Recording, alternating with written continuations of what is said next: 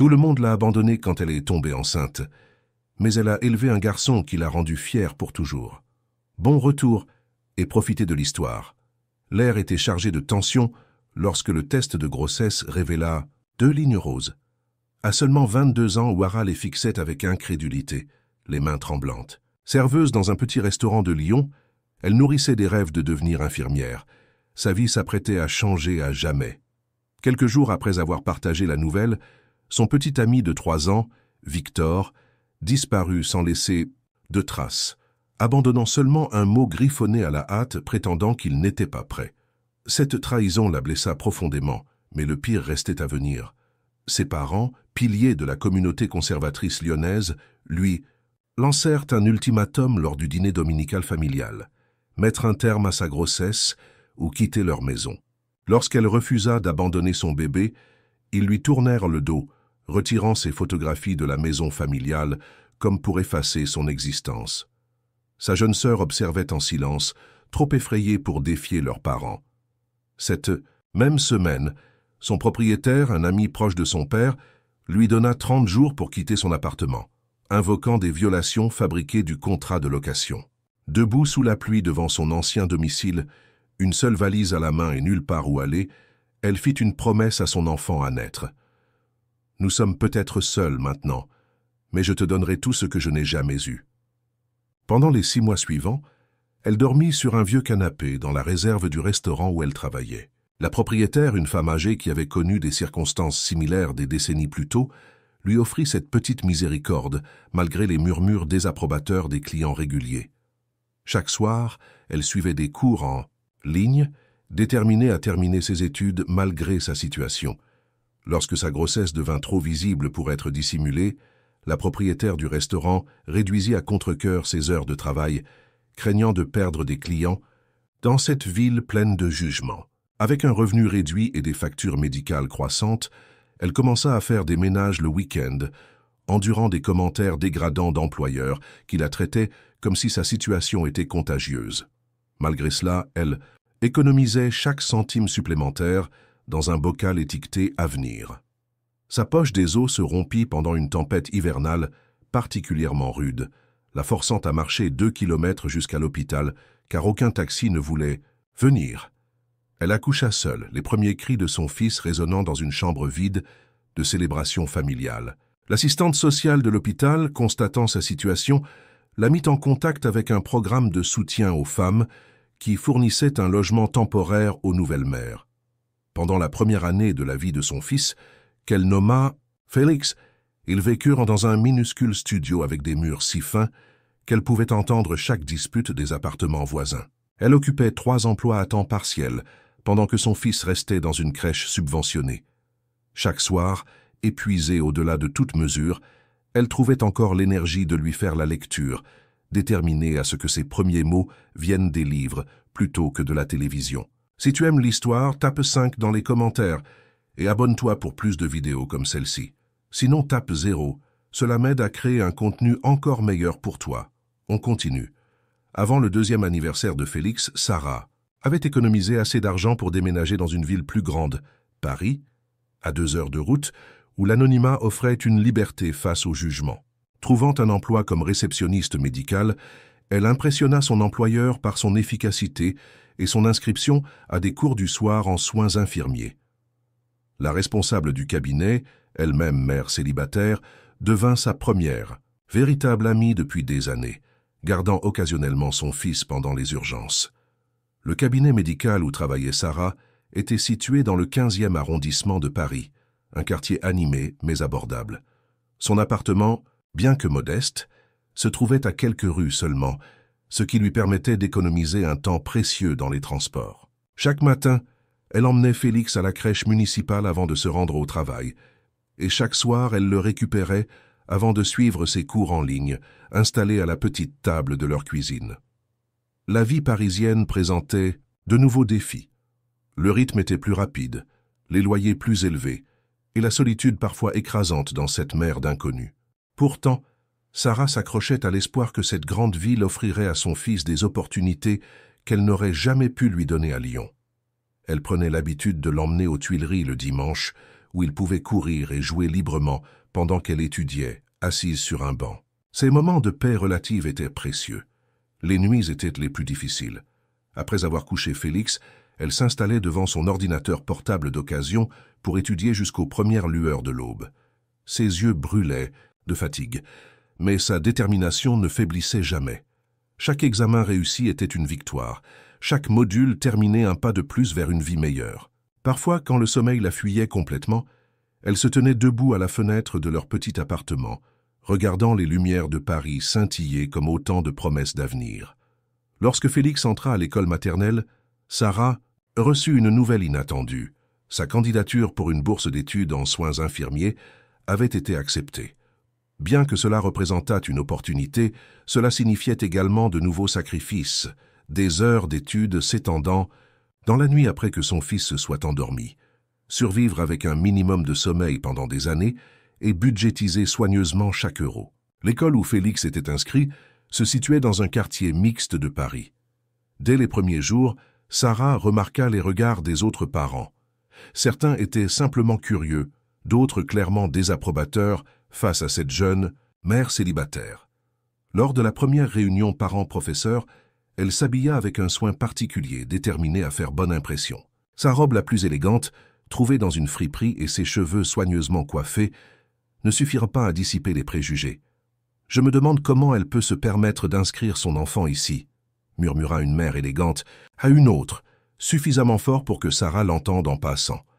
Ces petites cruautés quotidiennes auraient pu l'abattre, mais elle refusait de se laisser définir par les jugements des autres. Chaque soir, elle demandait à Félix de lui raconter sa journée, célébrant ses petites victoires et le consolant dans ses petites défaites. Ensemble, ils créaient leur propre monde, rempli d'amour et de compréhension mutuelle. « Maman, pourquoi je n'ai pas de papa comme les autres enfants ?» demanda Félix un soir, alors qu'il avait à peine 5 ans. La question qu'elle redoutait depuis si longtemps était enfin arrivée. Sarah prit une profonde respiration avant de répondre.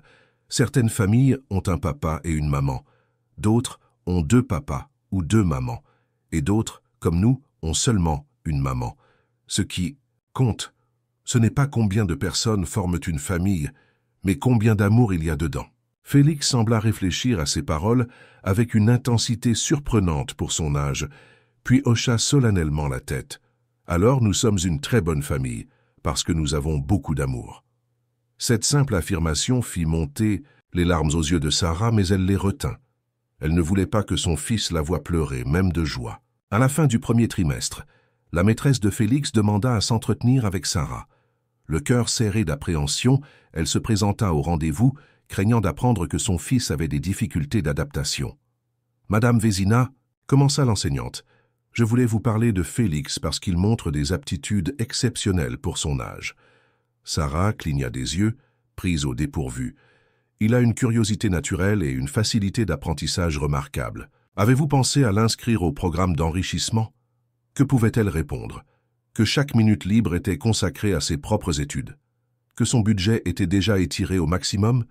Que les activités extrascolaires semblaient aussi inaccessibles que la lune? « Je vais y réfléchir, » répondit-elle finalement. Cette nuit-là, après avoir bordé Félix, elle pleura silencieusement dans la salle de bain, tiraillée entre la fierté pour son fils et le désespoir de ne pouvoir lui offrir toutes les opportunités qu'il méritait. Qui aurait pu imaginer à quel point cette conversation changerait le cours de leur vie? Pendant les années d'école primaire de son fils, elle fit face à la discrimination des autres parents qui l'excluaient des rassemblements sociaux et son fils des rendez-vous de jeux, plutôt que de devenir amère. Elle canalisa cet isolement dans la création d'expériences spéciales pour lui, des visites hebdomadaires à la bibliothèque, des expériences scientifiques faites maison, et lui apprit à cuisiner des recettes familiales qui le connectaient à son héritage. Félix était un garçon sensible et perspicace. À 7 ans, il commença à remarquer les différences entre sa vie et celle de ses camarades de classe. Un soir, après une journée particulièrement difficile, il se blottit contre sa mère sur leur petit canapé. « Pourquoi les autres mamans ne te parlent pas ?» demanda-t-il, ses grands yeux bruns emplis d'inquiétude. Sarah passa tendrement sa main dans les cheveux de son fils, cherchant les mots justes. Comment expliquer la cruauté du monde à un enfant sans briser son innocence? Parfois, Les gens ont peur de ce qui est différent, répondit-elle finalement. Notre famille est un peu différente, et certaines personnes ne comprennent pas. Que différent ne signifie pas moins bien. Je pense que notre famille est la meilleure, déclara Félix avec une conviction touchante. Moi aussi, mon chéri, murmura Sarah en l'embrassant sur le front. Et tu sais quoi? Ce week-end, nous allons faire quelque chose de spécial. Ce samedi-là, au lieu de rester dans leur petit appartement, ils prirent le RER jusqu'à la Cité des sciences et de l'industrie. Les yeux de Félix s'illuminèrent devant les expositions interactives. Il posait d'innombrables questions, absorbant chaque information comme une éponge. Sarah observait son émerveillement avec une fierté indicible, oubliant momentanément les sacrifices et les difficultés. À la sortie du musée, ils s'arrêtèrent dans un petit parc. Félix, exalté par sa journée d'exploration, courait entre les arbres pendant que Sarah le regardait, son visage radieux contrastant avec les cernes sous ses yeux. « Maman, viens voir !» cria-t-il soudain. Il avait trouvé un petit étang, où des canards nageaient paisiblement. Sarah le rejoignit, et ils restèrent là, nourrissant les oiseaux avec quelques miettes du sandwich qu'ils avaient partagé. « Quand je serai grand, » déclara solennellement Félix, « je serai scientifique et je découvrirai des choses que personne n'a jamais vues avant. »« Je n'en doute pas une seconde, » répondit Sarah, sentant son cœur se gonfler d'amour et d'espoir. Ce moment parfait fut brutalement interrompu par une voix familière. « Sarah ? Sarah Vézina ?» Elle se figea, reconnaissant immédiatement la voix de Mathilde, une ancienne amie de Lyon qui l'avait abandonnée au moment où elle en avait le plus besoin. « Quelle surprise de te voir ici !» continua Mathilde, s'approchant avec un sourire artificiel. « Et c'est ton fils ?» La question était formulée de manière à souligner ce que Mathilde considérait comme une erreur, une honte. Sarah sentit une vague de colère monter en elle, mais aussi quelque chose de nouveau, de la fierté. Elle se redressa, plaçant une main protectrice sur l'épaule de Félix. « Oui, c'est mon fils, Félix. Félix, voici une connaissance de maman, Mathilde. » Félix, sentant la tension, s'accrocha à la main de sa mère, mais salua poliment. « Il... Qu'à tes yeux ?» remarqua Mathilde, scrutant l'enfant comme une curiosité. « Comment vas-tu ? J'ai entendu dire que tu avais quitté Lyon dans des circonstances difficiles. » Sarah regarda son fils, puis l'ancienne amie qu'il avait jugé sans jamais lui offrir d'aide. « Nous allons très bien, merci. Félix est premier de sa classe. Et je termine mes études d'infirmière. » Une ombre de surprise, peut-être même de respect, passa sur le visage de Mathilde. « Vraiment ? C'est impressionnant. Je ne pensais pas que j'y arriverais, » compléta Sarah avec un calme qui la surprit elle-même. « Il y a beaucoup de choses que les gens ne pensent pas possibles jusqu'à ce qu'on leur prouve le contraire. Maintenant, si tu veux bien nous excuser, nous avons encore beaucoup à faire aujourd'hui. » Sur ces mots, elle prit la main de Félix et s'éloigna, la tête haute, sentant pour la première fois depuis longtemps qu'elle n'avait pas à avoir honte de ses choix. Cette rencontre fortuite marqua un tournant dans l'esprit de Sarah. Elle réalisa qu'elle avait passé trop d'années à se soucier de l'opinion des autres, à se sentir inférieure. Il était temps de revendiquer sa valeur, non seulement pour elle-même, mais aussi pour montrer à Félix que la dignité ne dépendait pas de l'approbation d'autrui. Mais alors qu'ils rentraient chez eux ce soir-là, Sarah fut confrontée à une nouvelle épreuve. Une lettre de l'administration de l'école. De Félix l'attendait. Le directeur demandait un entretien urgent concernant le comportement inquiétant de son fils. Qu'avait-il pu se passer? Félix n'avait jamais causé de problème auparavant. L'angoisse s'empara de Sarah tandis qu'elle préparait le dîner, observant son fils qui dessinait tranquillement à la table. Comment quelqu'un d'aussi doux et intelligent pourrait-il avoir un comportement inquiétant? Les questions tournoyaient dans son esprit, l'empêchant de se concentrer sur la recette pourtant simple qu'elle préparait. « Maman, tu as mis trop de sel », remarqua doucement Félix, goûtant la sauce que Sarah remuait distraitement.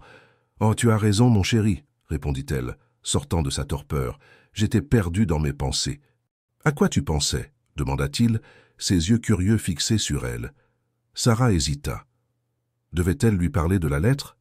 Non, cela ne ferait que l'inquiéter inutilement avant de connaître la nature exacte du problème. « Je pensais à combien tu grandis vite, » dit-elle en ébouriffant affectueusement ses cheveux. Félix sourit, retournant à son dessin, une représentation étonnamment détaillée du système solaire. Sarah l'observa un moment, se demandant comment ce petit être qu'elle avait porté dans son ventre était devenu si intelligent, si observateur. Parfois, elle avait l'impression qu'il comprenait le monde mieux qu'elle. Le lendemain, après avoir déposé Félix à l'école, Sarah se rendit à l'entretien avec le directeur, l'estomac noué d'appréhension. Monsieur Lenoir, un homme austère, aux lunettes carrées, l'accueillit avec une poignée de main froide. « Madame Vézina, merci d'être venue si rapidement. »« Que se passe-t-il avec Félix ?» demanda-t-elle, allant droit au but. « Votre fils a été impliqué dans un incident troublant, » commença Monsieur Lenoir, ajustant ses lunettes. « Il a accusé son professeur de sciences, Monsieur Girard, de dire des mensonges devant toute la classe. » Sarah cligna des yeux, surprise. « Des mensonges à propos de quoi ?» Apparemment, Monsieur Girard expliquait le système solaire et a mentionné 8 planètes. Votre fils a interrompu le cours pour insister sur le fait qu'il y en avait 9, en comptant Pluton. Un soulagement immense envahit Sarah. Ce n'était que ça, une querelle académique. Lorsque Monsieur Girard lui a expliqué que Pluton a été reclassé comme planète naine en 2006, Félix a déclaré que cette décision était arbitraire et basée sur des critères discutables, et que de nombreux astronomes contestaient encore cette classification. Sarah dut réprimer un sourire. C'étaient exactement les mots qu'elle avait lus avec Félix dans un livre d'astronomie emprunté à la bibliothèque. « Je vois, » dit-elle, s'efforçant de garder un ton neutre. « Et en quoi est-ce un problème ?»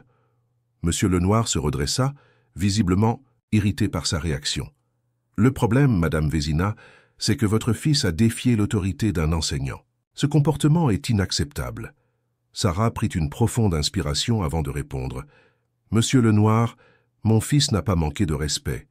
Il a simplement partagé une information qu'il avait apprise. N'encourageons-nous pas les enfants à être curieux et à participer activement à leur éducation ? » « La curiosité a ses limites, » répliqua sèchement le directeur. « De plus, nous avons remarqué que Félix pose souvent des questions dérangeantes. » « Dérangeantes ? Des questions qui vont bien au-delà du programme. Des questions qui perturbent le rythme de la classe. » Sarah sentit une vague de colère monter en elle, mais elle la contint.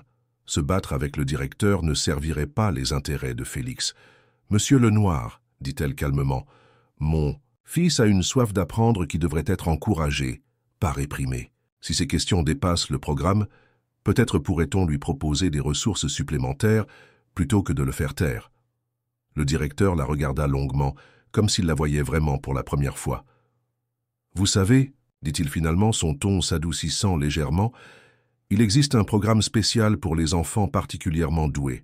Ce n'est pas dans notre établissement, mais à l'école Saint-Exupéry dans le 13e arrondissement. Félix pourrait y être évalué. » Sarah sentit son cœur s'accélérer. Une école pour enfants doués? Cela semblait être une opportunité extraordinaire. Puis la réalité la frappa. « Je suppose que les frais sont considérables. »« Il existe des bourses, » répondit Monsieur Lenoir, la surprenant à nouveau, « pour les élèves vraiment exceptionnels. » Sarah quitta l'école ce jour-là avec des émotions contradictoires. L'idée que Félix puisse recevoir une éducation adaptée à ses capacités la remplissait d'espoir. Mais cela signifierait un nouveau quartier, peut-être de nouveaux arrangements pour la garde après l'école, sans parler des fournitures supplémentaires et du temps qu'elle devrait consacrer à l'accompagner dans ce nouveau défi. Ce soir-là, après avoir couché Félix, elle s'assit à leur petite table de cuisine et fit ce qu'elle faisait toujours face à un dilemme. Elle dressa une liste, de pour et de contre, calculant méticuleusement ce qu'il pouvait se permettre, ce qu'il devrait sacrifier. Pendant des heures, elle jonglait avec des chiffres et des scénarios, cherchant désespérément une solution qui permettrait à son fils de saisir cette chance sans compromettre leur stabilité précaire. Finalement, épuisée, elle posa son stylo et se frotta les yeux. « Nous trouverons un moyen, » murmura-t-elle dans l'appartement silencieux. « Nous trouvons toujours un moyen. » Alors pourquoi avait-elle tant peur? Son obtention du diplôme d'infirmière coïncida avec le 10e anniversaire de son fils. Lors de la modeste célébration qu'elle pouvait se permettre, sa superviseure clinique la surprit avec une offre d'emploi dans un hôpital prestigieux, reconnaissant ses performances exceptionnelles pendant sa formation. Ce poste s'accompagnait d'un salaire et d'avantages significativement plus élevés qui allaient enfin apporter une stabilité. Le nouvel hôpital se trouvait dans le 13e arrondissement, le même que l'école spécialisée, où Félix avait été accepté grâce à ses résultats exceptionnels au test d'aptitude. Était-ce le destin ou simplement une coïncidence? Sarah n'était pas superstitieuse, mais elle ne pouvait s'empêcher de voir ce changement comme le signe qu'ils étaient enfin sur la bonne voie. Le jour où elle reçut sa première paie, complète d'infirmière qualifiée, Sarah s'autorisa quelque chose qu'elle s'était toujours refusé. Une larme de joie pure. Assise sur le bord de son lit, elle fixait le relevé bancaire avec incrédulité.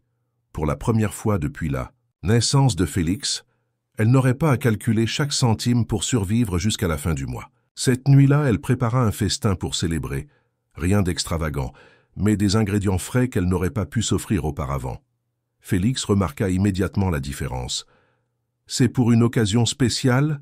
demanda-t-il, observant la table joliment dressée. « Oui, » répondit Sarah avec un sourire. « Nous célébrons un nouveau chapitre de notre vie. » Félix hocha la tête solennellement, comme s'il comprenait parfaitement la signification de ce moment. À 10 ans, il avait une maturité qui surprenait souvent les adultes qui le rencontraient.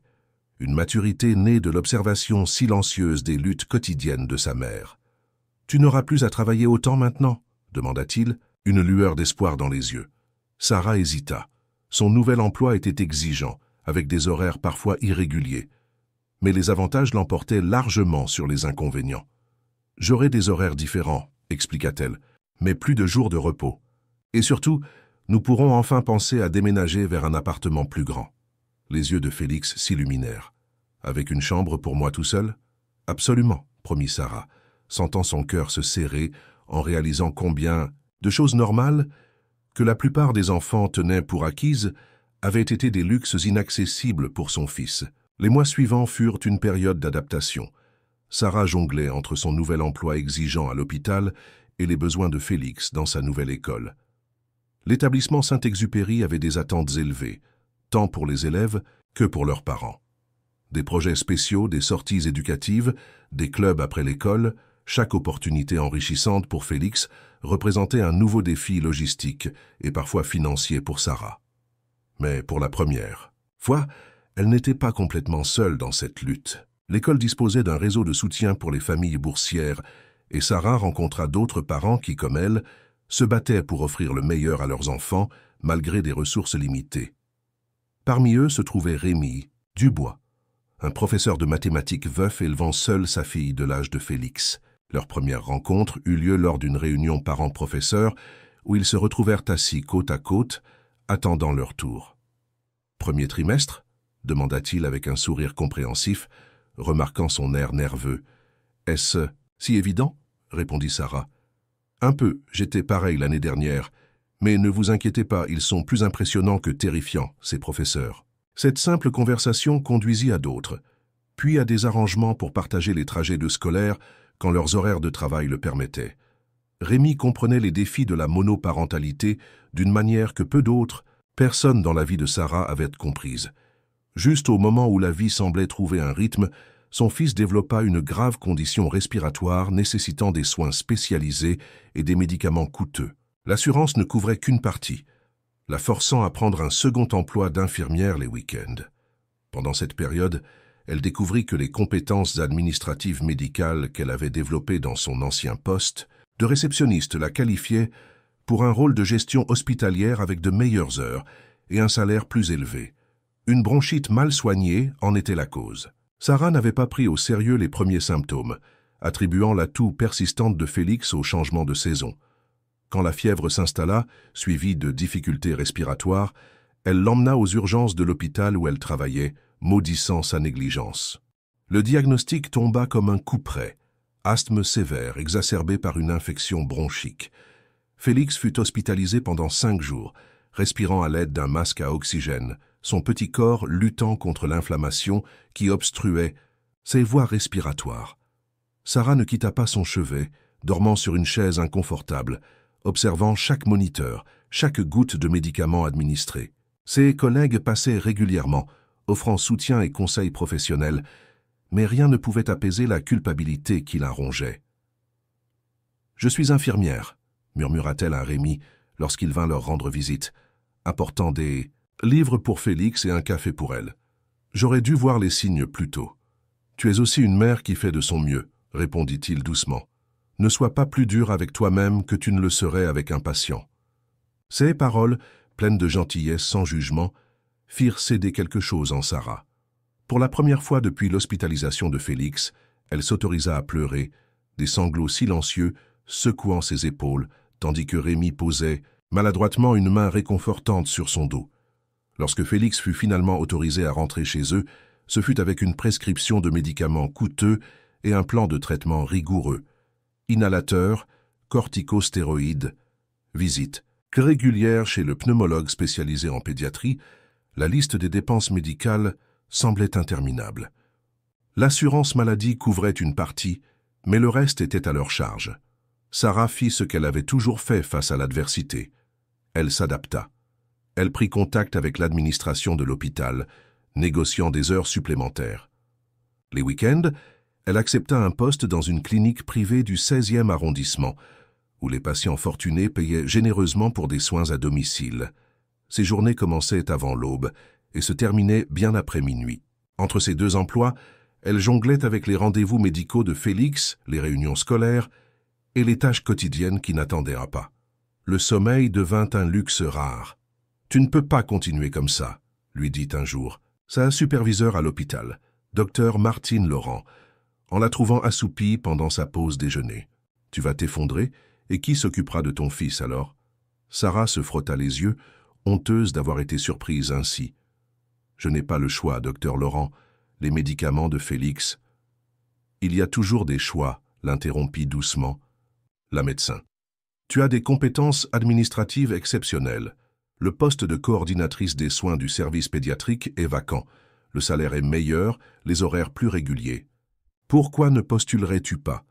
Sarah cligna des yeux incrédule. « Mais je n'ai pas l'expérience nécessaire, et je ne suis infirmière diplômée que depuis peu. »« Tu as l'expérience de la vie, » répondit Martine avec un sourire bienveillant. « Et parfois, c'est la qualification la plus précieuse. » Le soir même, Sarah resta éveillée bien après avoir couché Félix, préparant sa candidature. Elle repensa à son parcours, de serveuse enceinte et sans-abri à infirmière qualifiée, dans un hôpital prestigieux. Chaque obstacle avait forgé en elle une résilience et une compétence que nulle école ne pouvait enseigner. 2 semaines plus tard, elle fut convoquée pour un entretien. Face au comité de sélection, Sarah parla avec une assurance tranquille de son parcours, de sa vision pour le service et de sa compréhension unique des besoins des familles en difficulté. « Madame Vézina, » dit le chef de service à la fin de l'entretien, « pourquoi devrions-nous vous confier ce poste plutôt qu'à des candidats plus expérimentés ?» Sarah prit une profonde inspiration avant de répondre. « Parce que pour moi, ce n'est pas qu'un emploi, c'est une mission. J'ai été de l'autre côté, la mère désespérée, perdue dans le système médical, comptant chaque centime pour les médicaments de son enfant. Je comprends ce que vivent nos patients et leurs familles d'une manière que peu de coordinateurs peuvent comprendre. Et je crois fermement que cette perspective est précieuse. » Une semaine plus tard, Sarah reçut l'appel qui allait changer leur vie. Le poste était à elle. « Est-ce que tu as déjà vécu ou connais-tu quelqu'un qui a vécu quelque chose de similaire à ce que traverse Sarah? Partage ton expérience dans les commentaires. » Dans les premières années de l'adolescence de son fils, ils déménagèrent dans une modeste maison, dans un quartier avec un excellent district scolaire. Bien que l'hypothèque étirât ses finances à la limite, elle priorisait son éducation par-dessus tout. Son excellence académique et ses capacités naturelles de leadership commencèrent à attirer l'attention, conduisant à sa sélection pour un programme scientifique compétitif. Le nouveau quartier était situé à la périphérie de Paris, à Meudon. Une petite ville paisible, avec de bons établissements scolaires et un accès facile à la capitale via le RER. La maison elle-même était loin d'être luxueuse, une construction des années 60 nécessitant quelques rénovations, avec un minuscule jardin à l'arrière. Mais elle représentait pour Sarah et Félix un luxe inimaginable, après des années d'appartements exigus. Le jour du déménagement, Rémi et sa fille Clémentine vinrent les aider. Les 2 enfants, désormais des adolescents de 13 ans, s'entendaient remarquablement bien malgré leurs tempéraments différents. Félix, calme et réfléchi, Clémentine, vive et extravertie. « Tu es sûre que c'est une bonne idée ?» murmura Rémi à Sarah, tandis qu'ils déchargèrent des cartons de vaisselle. « L'hypothèque est vraiment élevée. » Sarah hocha la tête avec détermination. « Le lycée scientifique est l'un des meilleurs de la région, et Félix a besoin d'espace pour grandir, d'un endroit qu'il puisse appeler « chez lui » sans réserve. » Elle ne dit pas à voix haute ce qu'ils savaient à tous deux, qu'elle compensait peut-être pour tout ce qu'elle n'avait pu lui offrir durant son enfance. Des racines, une stabilité, un foyer. L'adolescence apporta son lot de défis. Félix, autrefois si ouvert avec sa mère, devint plus réservé, plus secret. Il passait des heures enfermé dans sa chambre, plongé dans ses livres et ses expériences scientifiques. Sarah respectait son besoin d'espace, mais s'inquiétait parfois du silence qui s'installait entre eux. « C'est normal », la rassura Rémi, devenu un ami proche au fil des années. Clémentine est pareille. Un jour, elle me raconte tout. Le lendemain, je suis un étranger qui ne comprend rien à rien. Leurs conversations régulières autour d'un café, après avoir déposé les enfants au lycée, étaient devenues un rituel réconfortant pour Sarah. Parfois, elle se surprenait à attendre ces moments avec une impatience qui la troublait. Soir d'hiver, alors que la pluie battait contre les fenêtres de leur nouvelle maison, Félix descendit dans le salon, où Sarah révisait des dossiers administratifs. « Maman, dit-il, l'air inhabituellement nerveux, j'ai quelque chose à te montrer. » Il lui tendit une lettre froissée. Sarah la déplia lentement, son cœur s'accélérant en reconnaissant l'en-tête du prestigieux concours général des lycées. « Ils m'ont sélectionné pour représenter l'école en biologie moléculaire, » expliqua Félix, une lueur d'excitation perçante à travers sa réserve habituelle. « Si je réussis, ça pourrait m'ouvrir des portes pour les grandes écoles scientifiques. » Sarah se leva d'un bond et serra son fils dans ses bras, incrédule et fière à la fois. « Mais c'est merveilleux! Pourquoi ne m'en as-tu pas parlé plus ?»« Oh !» Félix haussa les épaules, soudain très intéressé par le motif du tapis. « Je ne voulais pas te donner de faux espoirs. Et puis, encouragea doucement Sarah, et puis je sais que ce genre de compétition implique des frais, les livres spécialisés, peut-être des cours de préparation. » Sarah prit le visage de son fils entre ses mains, forçant son regard à rencontrer le sien. « Écoute-moi bien, Félix Vézina. Nous avons traversé bien pire que quelques livres à acheter. Si cette opportunité est importante pour toi, alors nous ferons ce qu'il faut, ensemble, comme toujours. » Cette nuit-là, après que Félix fut monté se coucher, Sarah s'assit sur les marches de leur modeste perron, regardant les lumières de la ville scintiller au loin. Le chemin avait été si long depuis cette nuit pluvieuse où elle s'était retrouvée sans abri, une valise à la main et un enfant dans le ventre. Si quelqu'un lui avait dit alors que ce même enfant serait un jour sélectionné pour l'une des compétitions académiques les plus prestigieuses du pays, aurait-elle osé y croire? La vie avait une étrange façon de vous surprendre, parfois cruellement, parfois merveilleusement. Environ à cette époque, ses parents la contactèrent de façon inattendue après 12 ans de silence.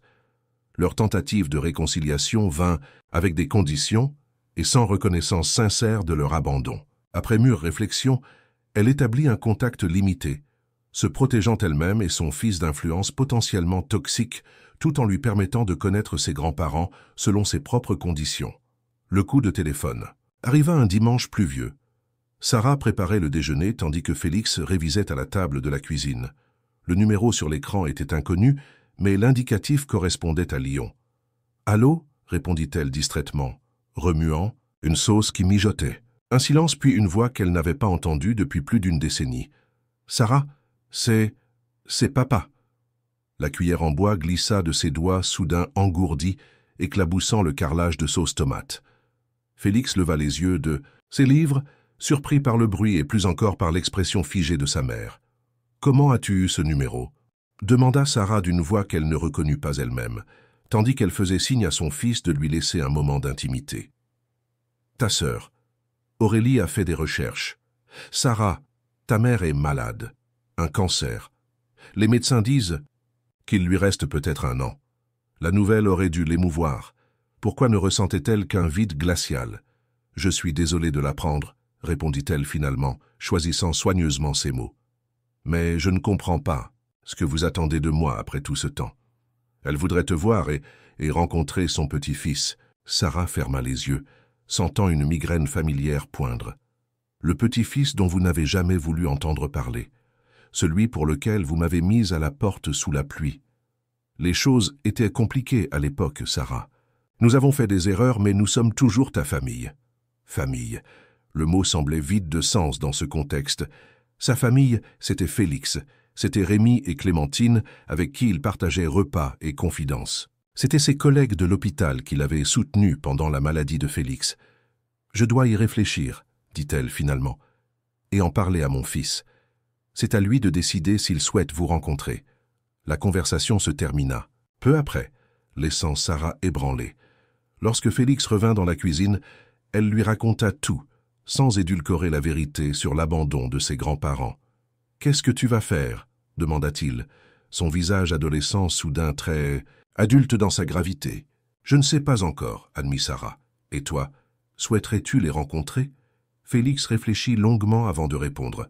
« Je crois que j'aimerais les voir au moins une fois, pour comprendre d'où je viens, mais je ne veux pas que tu te sentes obligé de renouer avec eux si cela te fait souffrir. » Sa maturité et sa compassion firent monter les larmes aux yeux de Sarah. Quand était-il devenu si sage? 2 semaines plus tard, ils se rendirent à Lyon pour une brève visite. Les retrouvailles furent tendues, chargées de non-dits et de regrets tardifs. Les parents de Sarah, vieillis et diminués par les années et la maladie, semblèrent des étrangers. Ils accueillirent Félix avec une chaleur maladroite, s'émerveillant de sa ressemblance avec Sarah au même âge. « Il est si intelligent », dit fièrement Sarah lorsqu'ils évoquèrent ses résultats scolaires. « Il a été sélectionné pour le concours général. »« Évidemment qu'il est intelligent », répondit son père avec une pointe de condescendance qui lui était familière. « C'est un Vézina !» Sarah sentit une vieille colère remonter. « Non, ce n'est pas évidemment. Rien n'a été évident dans notre parcours. Chaque opportunité, chaque réussite a été le fruit d'un travail acharné et de sacrifices dont vous n'avez aucune idée. » Un silence gêné suivit sa déclaration. Sa mère, pâle et amaigrie dans son fauteuil, tendit une main tremblante vers elle. « Nous savons que nous ne pouvons pas réparer le passé, Sarah. Mais peut-être pouvons-nous construire quelque chose de nouveau, pour le temps qu'il me reste. » Le ton pitoyable et la manipulation émotionnelle étaient si transparents que Sarah aurait pu en rire si ce n'était pas si triste. Elle échangea un regard avec Félix, cherchant sa réaction. Son fils, avec une diplomatie qu'elle admirait, trouva le juste milieu. « Nous pourrions peut-être rester en contact par téléphone et voir comment les choses évoluent. Je serais heureux de vous écrire de temps en temps pour vous donner de mes nouvelles. » C'était plus généreux que ce qu'il méritait, pensa Sarah. Mais c'était la décision de Félix et elle la respecterait. Sur le trajet du retour vers Paris, assis côte à côte dans le TGV, Sarah observait le profil de son fils qui regardait défiler le paysage. Il ressemblait tellement à Victor parfois, dans certains angles de son visage, certaines expressions. Mais son caractère, sa force tranquille, sa gentillesse, cela venait d'ailleurs. Cela venait de leur lutte commune, des valeurs qu'elle s'était efforcée de lui transmettre. « Ça va ?» demanda-t-elle doucement. Félix se tourna vers elle avec un demi-sourire. « Ça va, c'était étrange de les rencontrer, mais je suis content de l'avoir fait. Maintenant, je comprends mieux. »« Qu'est-ce que tu comprends ? Pourquoi ? Tu as dû être si forte. Et d'où vient ta détermination ?» Sarah sentit sa gorge se nouer d'émotion. « Félix, je... » « Tu n'as pas besoin de dire quoi que ce soit, maman, » l'interrompit-il gentiment. « Je sais. » Et c'était vrai. Entre eux, les mots étaient souvent superflus. Ils se comprenaient d'une manière que peu de gens pouvaient comprendre. Le lien forgé dans l'adversité était peut-être le plus solide de tous. Alors que son fils entrait au lycée, il révéla un talent exceptionnel dans les sciences médicales, une voix influencée par le fait d'avoir été témoin du dévouement de sa mère aux soins de santé. Lorsqu'il exprima son intérêt à devenir médecin, elle s'inquiéta des dépenses, mais refusa de décourager ses rêves comme les siens avaient été autrefois rejetés. Le concours général ne fut que le début. Félix excella dans toutes les matières scientifiques, collectionnant les distinctions et attirant l'attention des enseignants les plus exigeants. Son intérêt particulier pour la recherche médicale se précisa en classe de première, après un stage d'observation qu'il effectua à l'hôpital où travaillait Sarah. Il rentra de cette semaine d'immersion transformée, les yeux brillants, d'une passion nouvelle. « Je veux devenir chercheur en immunologie », annonça-t-il un soir. « Je veux comprendre pourquoi certains corps se retournent contre eux-mêmes et comment nous pouvons les aider. » Sarah savait que ce n'était pas un caprice passager. Félix n'était pas du genre à s'enthousiasmer facilement. Quand il s'engageait dans une voie, c'était après mûre réflexion. « Les études de médecine sont longues et coûteuses, dit-elle. Doucement, non pour le décourager, mais pour s'assurer qu'il mesurait pleinement le défi. « Je sais, répondit-il avec un calme qui la surprit. J'ai déjà commencé à me renseigner sur les bourses. Avec mes résultats, je devrais pouvoir en obtenir. » Il avait tout prévu, comme toujours. Méthodique, pragmatique, résilient. Des qualités qu'il avait développées en grandissant dans l'incertitude, en observant sa mère naviguer les obstacles de la vie avec détermination. Les mois qui suivirent furent intenses. Préparation du baccalauréat, dossier de candidature. Pour les facultés de médecine, recherche de financement, Félix jonglait avec tout cela tout en maintenant son excellence académique. Sarah s'émerveillait de sa capacité à rester équilibrée sous une telle pression. « Tu devrais sortir davantage », lui dit-elle un samedi où il était encore plongé dans ses livres. « Clémentine a mentionné une fête ce soir. Pourquoi n'irais-tu pas ?» Félix leva les yeux, surpris. « Tu m'encourages à faire la fête maintenant ?» Sarah rit. « Je t'encourage à vivre ta vie d'adolescent. Les études sont importantes, mais pas au point de sacrifier ces années précieuses. » Il sembla considérer son conseil, puis secoua la tête. « Je préfère rester concentré pour l'instant. Il y aura d'autres fêtes après le bac. » Le problème, avec Félix, réalisa Sarah, était qu'il avait trop vite appris à reporter la gratification, à sacrifier le présent pour un futur meilleur, exactement comme elle l'avait fait toute sa vie. Était-ce vraiment ce qu'elle voulait lui transmettre? Cette question la poursuivit pendant des jours, l'amenant à examiner ses propres choix. Avait-elle trouvé un équilibre entre travail et joie de vivre, entre responsabilité et plaisir? La réponse honnête était non. Et peut-être était-il temps de changer cela, pour elle-même autant que pour montrer l'exemple à son fils. Un soir, elle invita Rémi à dîner, non pas comme le vieil ami qu'il était devenu, mais comme quelque chose de plus. Sa nervosité l'amusait presque. À 40 ans passés, elle se sentait comme une adolescente avant son premier rendez-vous. « Est-ce que c'est un rendez-vous galant ?» demanda Félix avec un sourire en coin, la surprenant dans la salle de bain où elle essayait différentes tenues. « Qu'est-ce que tu en penserais, si c'était le cas ?» répondit-elle, soudain anxieuse de sa réaction. Le sourire de Félix s'élargit. « Je penserais qu'il était temps. Rémi est quelqu'un de bien. Et tu mérites d'être heureuse, maman. » Saura-t-il jamais combien ces simples mots signifièrent pour elle? La soirée avec Rémi fut légère, joyeuse, emplie de conversations qui s'étendaient bien au-delà de leurs habituelles discussions sur leurs enfants ou le travail. Pour la première fois depuis longtemps, Sarah se sentit pleinement elle-même, non pas seulement une mère, une infirmière, une survivante, mais une femme avec des désirs, des rêves, une capacité intacte au bonheur. Quand Rémi prit sa main au-dessus de la table, le contact sembla si naturel qu'elle se demanda pourquoi ils avaient attendu si longtemps. « J'ai quelque chose à te confesser, » dit-il avec une lueur espiègle dans les yeux. « J'ai eu le béguin pour toi dès notre première rencontre à l'école. » Sarah rit, incrédule. « Vraiment? Pourquoi n'as-tu rien dit? Tu semblais avoir déjà tant à gérer, et puis il y avait nos enfants à considérer.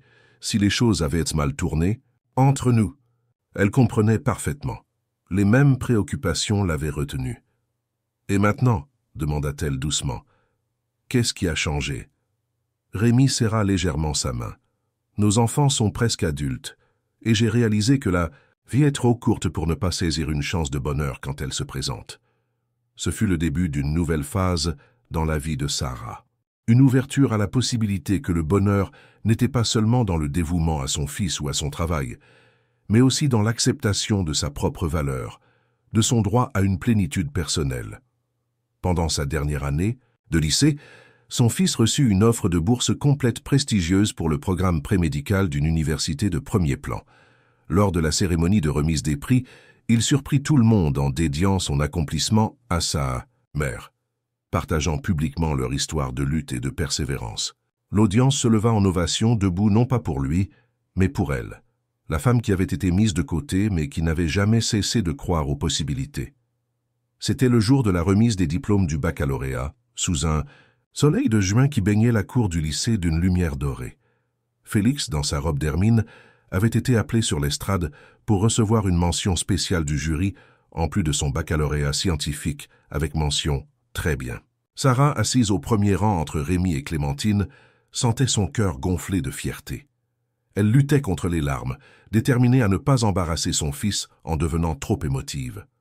Le proviseur, après avoir remis le diplôme à Félix, lui tendit le microphone pour le traditionnel discours du major de promotion. Sarah s'attendait aux remerciements habituels aux enseignants et à l'institution. Ce qui suivit la prit complètement au dépourvu.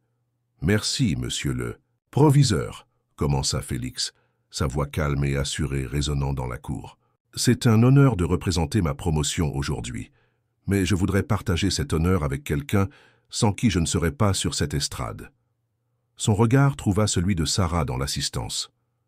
Ma mère, Sarah Vézina, avait 22 ans quand elle est tombée enceinte de moi. Abandonnée par mon père et rejetée par sa famille, elle s'est retrouvée sans abri, avec pour seul bagage une valise et la détermination de me donner une vie meilleure que la sienne. Un murmure parcourut l'assemblée. Sarah sentit ses joues s'empourprer. Jamais elle n'aurait imaginé que leur histoire privée serait ainsi exposée. Pendant que d'autres étudiants pouvaient se concentrer uniquement sur leurs études, ma mère jonglait entre 3 emplois, des cours du soir et les soins d'un enfant. Quand j'étais malade et que les médicaments coûtaient cher, elle faisait des heures supplémentaires. Quand j'avais besoin de livres pour l'école, elle sacrifiait ses propres besoins. La voix de Félix se brisa légèrement, mais il se reprit. On parle souvent de résilience comme d'une qualité abstraite. Ma mère m'a enseigné que la résilience, c'est se lever chaque matin et continuer à avancer même quand tout semble perdu. Des larmes coulèrent maintenant librement sur les joues de Sarah. Rémi lui serra discrètement la main en signe de soutien. Si je reçois aujourd'hui cette distinction, si j'ai l'honneur d'intégrer la faculté de médecine de Paris avec une bourse complète, ce n'est pas seulement grâce à mes efforts. C'est le résultat de sacrifices dont vous n'avez aucune idée. C'est l'aboutissement d'un voyage que ma mère a commencé il y a 18 ans, seule et effrayée, mais déterminée. Félix s'interrompit, cherchant ses mots. Alors si vous devez applaudir quelqu'un aujourd'hui, ce n'est pas moi. C'est cette femme au premier rang qui m'a appris que les obstacles ne définissent pas notre destin. C'est la façon dont nous les surmontons qui le fait. Un instant de silence suivit ces paroles, puis un tonnerre d'applaudissements éclata. Spontanément, les personnes présentes se levèrent, tournées non pas vers l'estrade, mais vers Sarah. Un par un, parents, enseignants et élèves rendaient hommage à cette femme ordinaire qui avait accompli l'extraordinaire. Paralysée par l'émotion, Sarah ne put que hocher la tête en remerciement, tandis que Félix quittait l'estrade pour venir la serrer dans ses bras. « Je suis tellement fier de toi, maman », murmura-t-il à son oreille. « Et je voulais que tout le monde sache pourquoi. » Dans cette étreinte, dans cette reconnaissance publique de leur parcours, quelque chose se guérit enfin en Sarah. La honte qu'elle avait si longtemps portée, d'être une mère célibataire, d'avoir été rejetée, de ne pas toujours avoir pu offrir à son fils ce que d'autres parents offraient, se dissipa, remplacée par une fierté tranquille. Le journaliste du quotidien local qui couvrait la cérémonie s'approcha d'eux avec un carnet de notes.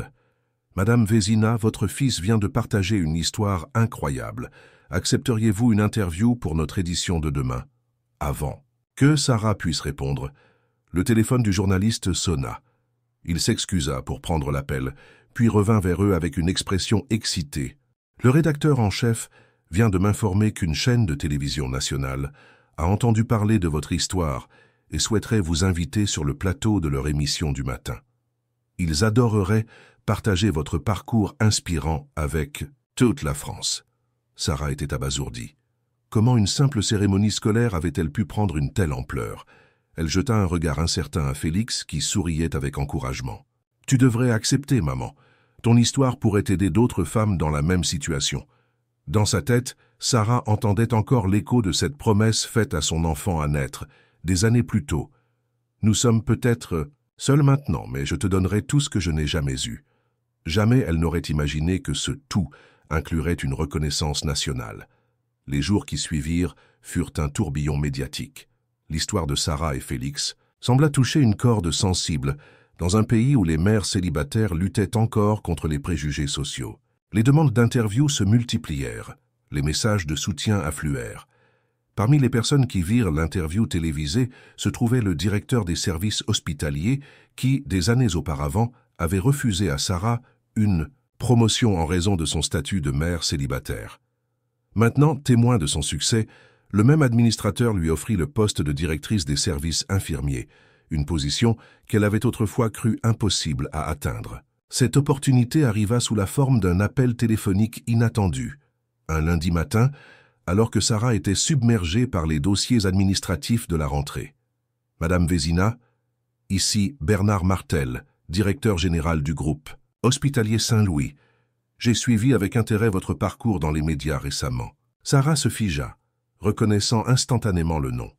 8 ans plus tôt, elle avait postulé pour un poste de supervision dans un des hôpitaux de son groupe. Lors de l'entretien, il avait à peine dissimulé ses doutes quant à sa capacité à gérer des responsabilités professionnelles tout en élevant seul un enfant. « Je m'en souviens, monsieur Martel », répondit-elle avec une politesse glaciale.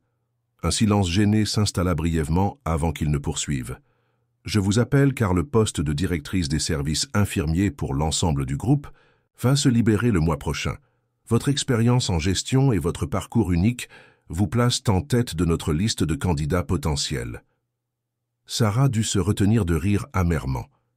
Était-ce le même homme qui l'avait éconduit tant, suggérant qu'une mère célibataire ne pourrait jamais assumer de hautes responsabilités? Qui avait insinué que ses obligations familiales compromettraient son engagement professionnel?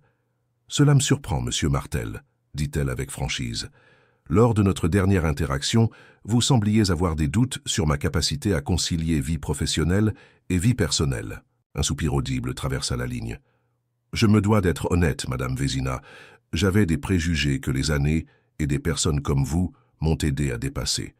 Votre parcours démontre une force de caractère et une capacité de gestion exceptionnelle, précisément les qualités que nous recherchons pour ce poste. » L'offre était tentante, avec un salaire qui résoudrait définitivement leurs problèmes financiers. Mais Sarah n'était plus la jeune femme désespérée qui acceptait n'importe quelle opportunité par nécessité. « Je vais y réfléchir, » répondit-elle posément. « Mais je tiens à être clair. Si j'accepte ce poste, ce sera uniquement selon mes conditions, incluant un programme de soutien aux parents isolés travaillant dans le secteur médical. » Il y eut un moment de silence, puis un rire surpris. « Vous n'avez pas changé, n'est-ce pas? Toujours à négocier depuis une position de force, même face à une offre généreuse. » « La différence, monsieur Martel, c'est qu'aujourd'hui, je connais ma valeur. » La conversation se termina par un accord de principe. Sarah raccrocha étourdie par ce nouveau tournant dans sa vie. Une directrice des services infirmiers. À 40 ans, elle atteindrait un poste que beaucoup n'osaient même pas espérer en fin de carrière. Le jour où elle aida son fils à emménager dans son dortoir universitaire, elle trouva une lettre manuscrite sous l'essuie-glace de sa voiture. Dans celle-ci, son fils avait écrit « Tout ce que je suis a commencé avec ton courage. Tu m'as appris que la famille n'est pas celle qui partage ton sang, mais celle qui partage ton cœur. Merci de m'avoir montré que les obstacles auxquels nous faisons face ne nous définissent pas. C'est la façon dont nous les surmontons qui le fait. » Le campus universitaire bourdonnait d'activités en cette journée de rentrée. Des centaines de nouveaux étudiants et leurs familles se croisaient, transportant cartons et valises vers les résidences. L'atmosphère était électrique, chargée d'anticipation et de possibilités. Pour Sarah, observer Félix évoluer dans ce nouvel environnement était presque surréaliste. Son fils, cet homme jeune et confiant qui discutait déjà avec ses futurs camarades de promotion, était-il vraiment ce petit être qu'elle avait mis au monde dans une chambre d'hôpital déserte 18 ans plus tôt? L'installation dans la chambre universitaire avait été rapide et efficace. Félix n'avait jamais été du genre à s'encombrer de possessions superflues. Quelques vêtements soigneusement pliés, ses livres préférés, son ordinateur portable offert par Rémi pour son baccalauréat, et cette vieille peluche élimée qu'il avait insisté pour apporter « Pour me porter chance aux examens, maman », avait-il dit avec un clin d'œil qui suggérait qu'il n'était pas tout à fait sérieux mais pas tout à fait plaisantin non plus.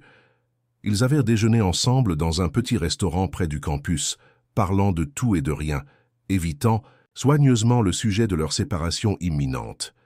Puis était venu le moment que Sarah redoutait depuis des semaines, les adieux. « Tu as tout ce qu'il te faut ?» demanda-t-elle pour la 3e fois, sachant pertinemment que c'était le cas. Les formulaires pour la sécurité sociale, ta carte bancaire, l'adresse du médecin du campus. Félix sourit avec patience. Oui, maman, j'ai tout. Et sinon, tu n'es qu'à un appel.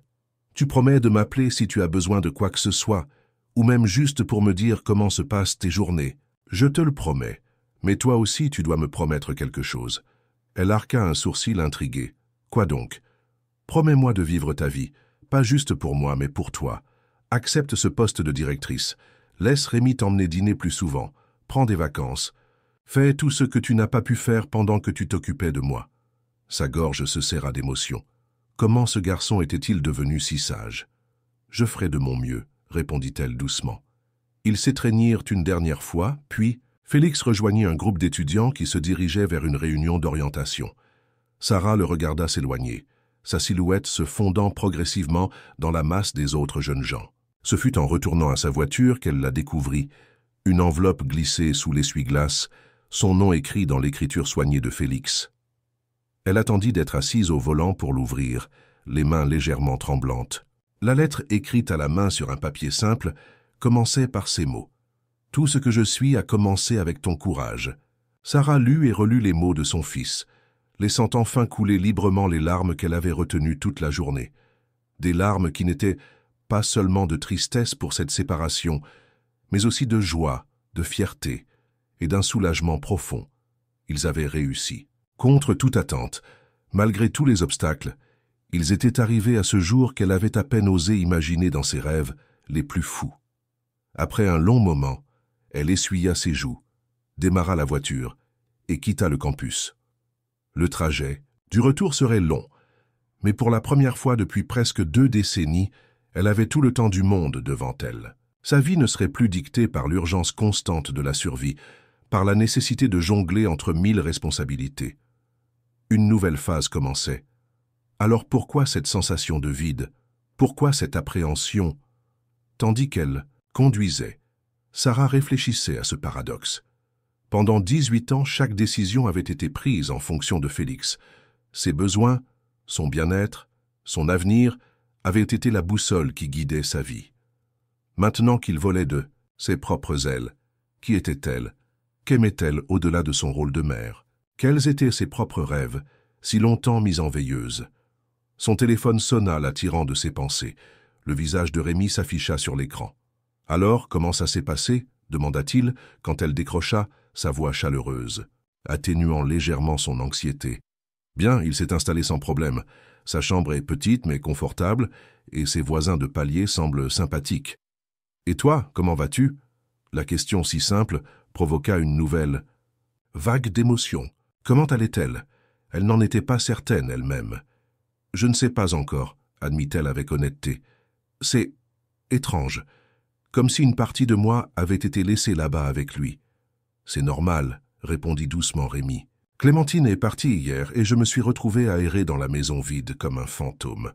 18 ans de notre vie tournaient autour d'eux. Il faudra du temps pour trouver un nouveau rythme. » Sa compréhension tranquille la réconforta. Rémi savait. Il traversait exactement la même transition. « J'ai pensé, » continua-t-il avec une légère hésitation, « que nous pourrions peut-être nous soutenir mutuellement dans cette période. J'ai reçu une offre pour présenter mes recherches à un congrès à Barcelone le mois prochain. 3 jours, tout frais payés. Je peux emmener un accompagnant, si tu es intéressé. » Sarah sourit malgré elle. Un voyage? À l'étranger? Quand avait-elle pris des vacances pour la dernière fois? « Caltu, j'aimerais beaucoup, » répondit-elle, surprise par l'enthousiasme sincère dans sa voix. Rémi semblait aussi surpris qu'elle par cette réponse positive immédiate. « Vraiment? Tu n'as pas besoin de réfléchir, de vérifier ton emploi du temps, de calculer si tu peux te le permettre ?» Sarah éclata d'un rire libérateur. « Non, pour une fois, je vais juste dire oui sans me poser 1000 questions. J'ai passé assez de temps à m'inquiéter et à tout planifier méticuleusement. Qui êtes-vous et qu'avez-vous fait de Sarah Vézina ?» plaisanta Rémi, mais elle percevait le plaisir dans sa voix. « Peut-être qu'il est temps que je découvre qui est vraiment Sarah Vézina, au-delà de la mère et de l'infirmière, » répondit-elle, plus sérieuse. Après avoir raccroché, Sarah continua sa route vers Paris avec un sentiment nouveau. Non pas celui d'un chapitre qui se fermait, mais celui d'une nouvelle histoire qui commençait. une histoire où elle serait à la fois l'auteur et le personnage principal. Alors qu'elle quitte le campus, elle réfléchit au voyage depuis cette nuit pluvieuse avec une seule valise jusqu'à ce moment de triomphe. La route devant elle contient encore des défis. Mais maintenant, pour la première fois, elle s'autorise à reconnaître une simple vérité. Ils n'ont pas seulement survécu, ils ont prospéré.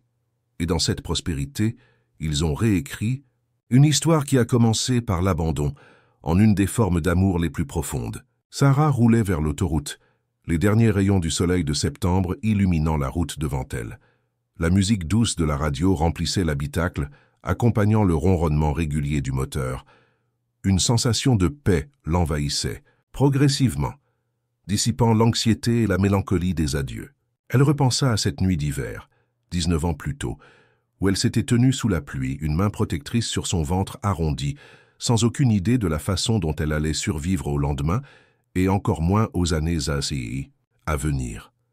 Elle se souvint de cette promesse murmurée à son enfant à naître. « Je te donnerai tout ce que je n'ai jamais eu. » À l'époque, elle pensait surtout aux nécessités matérielles, un toit, de la nourriture, une éducation.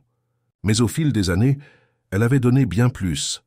L'exemple d'une résilience inébranlable, la preuve qu'un seul choix courageux pouvait transformer une vie entière, la démonstration que l'amour véritable se mesure non pas en mots, mais en actions quotidiennes.